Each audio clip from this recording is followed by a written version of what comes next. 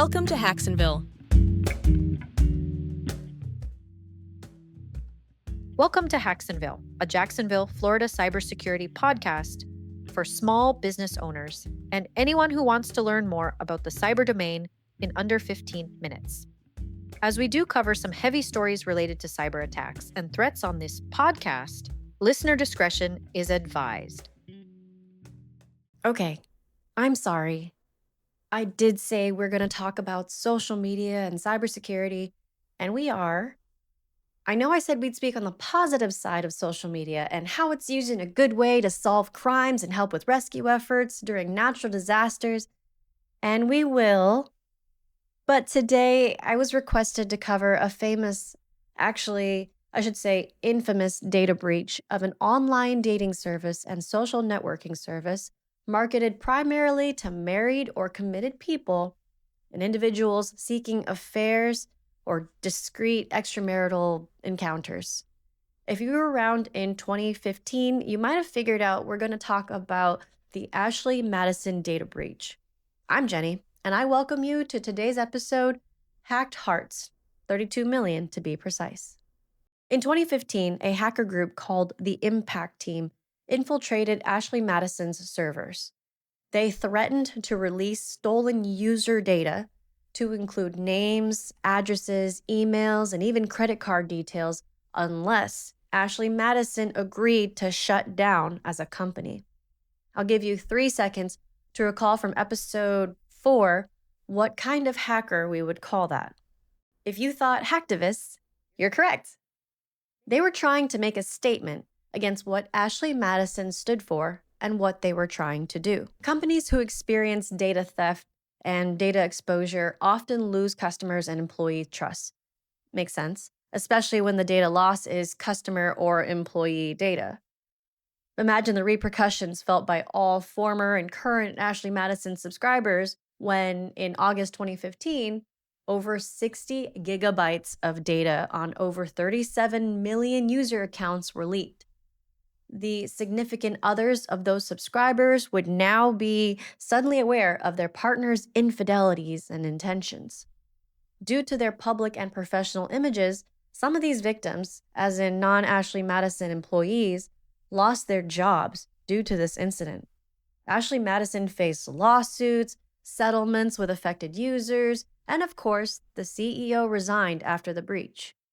Additionally, it came to light that Ashley Madison was potentially creating fake female profiles in order to draw more paying male customers, raising questions about their business models and ethics.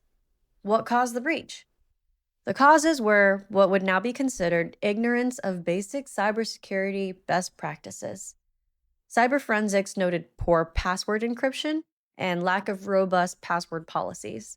This was seen in Ashley Madison employees failing to properly delete user information. So some of those accounts were old and no longer used and obsolete. It's great practice to delete or destroy any customer data once it's no longer necessary. It's kind of like how modern card readers don't hold on to any card data if it doesn't need it anymore. This episode is brought to you by CMIT Solutions of Southwest Jacks, a local IT managed services provider for small to mid-sized businesses in and around Southwest Jacks. Another flaw noted with Ashley Madison's infrastructure paired poor password policies with a lack of user access control. This means that attackers gained access via those employee accounts because they had access to more information than those employees should have had with low-level permissions. So as a result of the Ashley Madison breach, Ashley Madison's parent company, RubyCore, paid $11.2 million in a settlement in 2017 to resolve multiple class action lawsuits. The incident highlighted the importance of online privacy and user data security. Prior to this event, casual app users might have freely been providing their personally identifiable information into apps in exchange for access without realizing the potential consequences. Even just a one-time harmless making of an account is dangerous. This is like a stranger waving candy in front of a child offering exchange for their first name, last name, address, phone number, and date of birth, the basics to start an account. This event also underscored the need for companies to implement robust security measures, data deletion policies, and transparency to maintain user trust. Companies have a responsibility to implement these mitigations in case of a data breach. Breaches will happen. What happens after the breach is up to you. Are there measures in place so that attackers cannot access or use the data they find? Does your team know what to do when they realize their device has been hacked? Is everyone doing their due diligence in keeping data secure and deleting old data? Thank you again to my listeners for requesting coverage of this story. It's such a fantastic situation to know and learn from. The Ashley Madison incident is nearly 10 years old to the date of this podcast, but the lessons learned catalyzed general awareness of the dangers of the cyber domain.